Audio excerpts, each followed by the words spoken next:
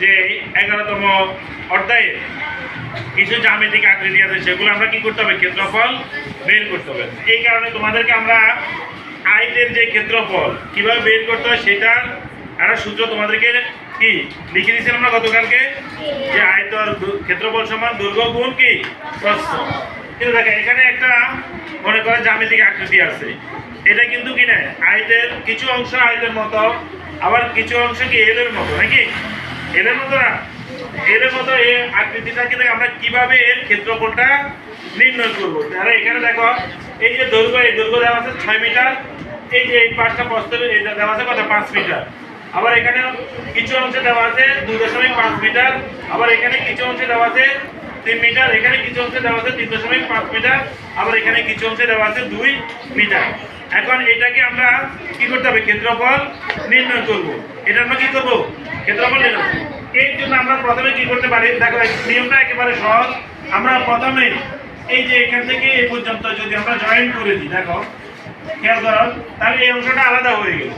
এই অংশটা দেখো, এই অংশটা কত দেওয়া আছে, দৈর্ঘ্য কতটুকু দেওয়া আছে 2.5, সেটাকে আমরা কি করলাম এখানে নিয়ে আসলাম, সেটাকে আমরা কি করলাম, সেটাকে আমরা এখানে নিয়ে আসলাম, ঠিক আছে। তাহলে আবার আমার এখানে কত হলো দেখো তো, এখানে 6 মিটার আছে না, তাহলে আমার এই যদি 2.5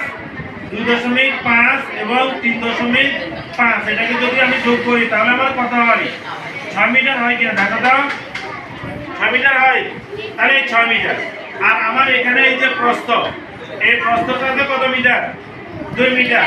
তাহলে আমার 6 গুণ 2, তাহলে আমার কত হলো, 6 গুণে কত হলো 12 কি 12 মিটার কি 12 বর্গ মিটার কি 12 বর্গ মিটার হয়ে গেল, 12 বর্গ মিটার হয়ে গেল, ঠিক আছে। এটা এই এতটুকু অংশ, এতটুকু অংশ হয়ে গেল কি 12 বর্গ মিটার, 12 বর্গ মিটার। এরপরে আমার আছে কতটুকু অংশ, এতটুকু অংশ এখানে আছে, ঠিক আছে। এতটুকু অংশ থেকে আমি কি করব, তাহলে আমার এই অংশটুকু, এই যে এই অংশটুকু, তাহলে এখানে আছে কত, দেখো আমার এটা আছে কত 5 মিটার, তো এখান থেকে আমার এখানে কতটুকু, এতটুকু অংশ আছে কত 3 মিটার, ঠিক আছে। এতটুকু আছে কত 3 মিটার, আর এই যে এতটুকু অংশ তো বাদ কি 2 মিটার চলে গেল, তাহলে আমার এখানে 3 মিটার, আর এখানে আছে কত 2.5 মিটার। তা আমি যদি এটাকে করি 2.5 গুণ কত 3, তাহলে 3 5 15 5 হাতে হলো কত 1, 3 গুণ 6 1 7, তাহলে 7.5 মিটার।